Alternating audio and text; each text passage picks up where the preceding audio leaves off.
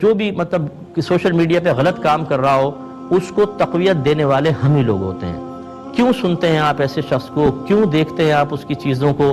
جب آپ جاتے ہیں وہاں پر، جو بھی نیا جاتا ہے وہ دیکھتا ہے کتنے لوگ دیکھ رہے ہیں، 5 لاکھ، یار کوئی نہ کوئی بات تو ہوگی، پھر وہ بھی دیکھتا ہے اور اس طریقے سے باتیں ذہن میں آتی ہیں۔ کیونکہ اللہ تعالیٰ فرما رہا ہے انعام یافتہ بندوں کے راستے پہ ہمیں چلا، یہ نہیں فرمایا کہ اے اللہ تعالیٰ ہمیں قرآن کے راستے پہ چلا، ہمیں حدیث کے راستے پہ چلا، نہیں، انعام یافتہ بندوں کے راستے پہ چلا۔ اور آخری بات، اور اللہ تعالیٰ فرما رہا ہے انعام یافتہ بندوں کے راستے پہ ہمیں چلا، یہ نہیں فرمایا کہ اے اللہ تعالیٰ ہمیں قرآن کے راستے پہ چلا، ہمیں حدیث کے راستے پہ چلا، نہیں، انعام یافتہ بندوں کے راستے پہ چلا۔ اور آخری بات اور اس کر دیتا ہوں بس، کہ یاد رکھیں ایسے ایک نہیں لاکھوں فتنے اٹھے ہیں اور ختم ہو گئے ہیں، یہ بھی ختم ہو جائے گا جو بھی ایک شخص ہے۔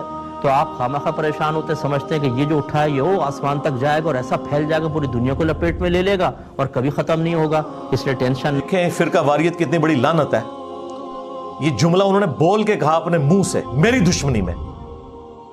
وہ کہتے ہیں قرآن و سنت میں کہیں اللہ تعالیٰ نے نہیں فرمایا کہ قرآن اور حدیث کو فالو کرو، جی، بلکہ یہ کہا صراط الذین انعمت علیہم، کہ انعام یافتہ لوگوں کے راستے پہ چلنا ہے۔ یہ بات تو ٹھیک تھی لیکن یہ آدھا سچ تھا، صراط الذین انعمت علیہم۔ اس سے یہ کیسے ثابت ہو گیا کہ اللہ اور اس کے رسول نے یہ بات نہیں کی کہ قرآن و سنت کو فالو کرو؟ ایک مسلمان کو زیب دیتی ہے یہ بات، لیکن یہ ہے، یہ مفتی اکمل کا بھی کلپ ہے کہ قرآن حدیث ڈائریکٹ نہ پڑھو گمراہ ہو جاؤ گے، ہاں اس کا بھی ایک کلپ ہے۔ ایک تو مفتی عبد الواحد قریشی کا بھی آپ نے سنا نا، اس کا بھی ہے کلپ، یہ سارے ایک ہی ہیں۔ تو یہاں پہ قرآن کو یاد کرنا آسان فرمایا ہے، بعض لوگ اس کا ترجمہ کرتے ہیں کہ ہم نے قرآن کو سمجھنے کے لیے آسان بنایا، تو بیچارے قرآن پاک کو سمجھنا شروع کر دیتے ہیں۔ ایسے ایسے نوجوان قرآن کو ہاتھ میں لے کر اور اس کی تشریحات اپنی طرف سے کرتے ہوئے نظر آئیں گے، جن بیچاروں نے دین کی الف بھی نہیں پڑھی ہے، خود بھی گمراہ ہوتے ہیں، دوسروں کو بھی گمراہ کرتے ہیں۔ ایسا ہرگز نہیں کرنا چاہیے۔ قرآن سمجھنے کے لیے آسان نہیں ہے، یاد کرنے کے لیے آسان ہے۔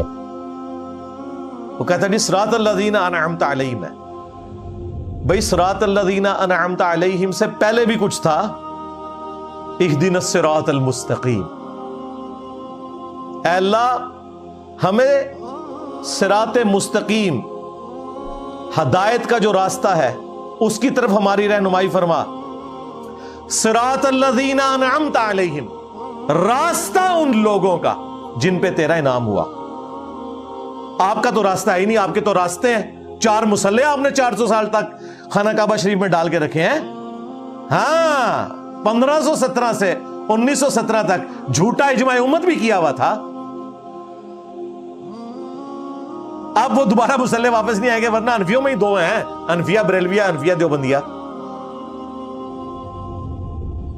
تو اگر اہدنا الصراط المستقیم سے مراد تمہارے بزرگوں کے راستے ہیں، وہ تو کئی زیادہ ہیں، اس میں بزرگوں کا قصور نہیں ہے، انہوں نے ان کی طرف غلط منسوب کیا ہے۔ حضرت عیسیٰ علیہ السلام وجیہن فی الدنیا والآخرہ، اس طرح اماموں کی بھی ہم عزت کرتے ہیں، ان کے نام پہ جو فرقے ہیں ان کی مذمت کر رہے ہیں، چاہے امام حنیفہ ہوں، امام شافعی ہوں، احمد بن حنبل ہوں، امام مالک ہوں، امام بخاری ہوں، امام مسلم ہوں، رحمہم اللہ اجمعین ورضی اللہ عنہم اجمعین وعلیہم السلام اجمعین۔ میں تو یہ ساری دعائیں دیتا ہوں ان سارے بزرگوں کو، ان کا کوئی قصور نہیں ہے۔ تو صراط الذین انعمت علیہم سے پہلے ہے اہدنا الصراط المستقیم، سیدھے راستے پر۔ اب مجھے بتائیں یہ سیدھا راستہ کیا انبیاء کو عطا ہوتا ہے یا غیر انبیاء کو؟ بس بات ختم ہوگی۔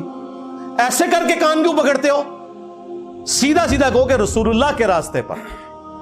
صراط الذین انعمت علیہم اللہ نے ساتھ اس لیے فرمایا تاکہ یہ بتایا جائے کہ جو پیغمبر کا راستہ اختیار کرتا ہے اس پہ اللہ کا انعام ہوتا ہے۔ انہوں نے پکڑ کے بزرگوں کو پوچھنا شروع کر دیا۔ یار یہ اسی طریقے سے ہے جس طرح کرسچنز نے حضرت عیسیٰ علیہ السلام کی شانیں دیکھ کے انہیں خدا کا بیٹا بنا لیا، اس میں سے یہ نکالنا تھا، اس میں سے یہ نکالنا تھا کہ عیسیٰ ابن مریم اللہ کے بندے ہیں، ان کے رب کی کیا شان ہے جس نے اپنے پیغمبر کو یہ معجزات دیے۔ کون ہے وہ؟ صرف انبیاء، اہل البیت اور صحابہ کرام، ان کے بعد قیامت تک وہ لوگ جو اس راستے پر ہوں گے۔ لیکن ہم ڈیفینیٹلی انگلی سے اشارہ کر کے قسم اٹھا کے کسی کے بارے میں کلیم نہیں کر سکتے، حسن ظن رکھ سکتے ہیں بس۔ انہوں نے نہ صرف کلیم کیا، ان کی بنیاد پہ دوسروں کو گمراہ ڈکلیئر کر دیا. یہ ٹوٹل اوقات ہے تمہاری صراط الذین انعمت علیہم. یہ جھوٹ بولنا بند کرو. اور ابھی تو میں ایک آیت پیچھے گیا ہوں، اہدنا الصراط المستقیم. اس سے پیچھے چلا گیا تو تمہارا سارا فرقہ فارغ ہو جائے گا. ایاک نعبد و ایاک نستعین. اے بابوں کے پجاریوں، قبروں سے مانگنے والوں، توسل اور وسیلہ کے عقیدے کو غلط طریقے سے پریزنٹ کر کے استانت بنانے والوں. اور یہ وہی مفتی اکمل ہے جس نے اپنی کتاب میں بھی لکھا، کیو ٹی وی پہ ویڈیو میں آ کے کہا کہ ہم امی سے روٹی نہ مانگے. یہ بھی شرک ہو جائے گا. یہ بابوں سے مرے ہوئے بزرگوں کو پکارنے کی دلیل پیش کر رہا ہے کہ جی امی سے بھی روٹی مانگتے ہیں. اللہ کے بندو، مری ہوئی امی سے تو کسی نے کبھی روٹی نہیں مانگی. اوے امی تو ظاہری سبب ہے. وَتَعَاوَنُوا عَلَى الْبِرِّ وَالتَّقْوَى وَلَا تَعَاوَنُوا عَلَى الْإِثْمِ وَالْعُدْوَانِ. نیکی پرہیزگاری کے کاموں میں ایک دوسرے کی مدد کرو، برائی میں الگ سے رہو. آپ میرے سامنے بیٹھے ہیں، میں آپ کو کہتا ہوں مجھے پانی پلا دو، ٹھیک ہے. لیکن اگر آپ بغداد میں، وہاں بھی قبر کے اندر ہے، اور میں کہوں کہ غوث پاک 2 بوتلیں نیسلے دیے بھیج دو، قیامت تک نہیں بھیج سکتے. وہ اللہ کے پاس جا چکے ہیں.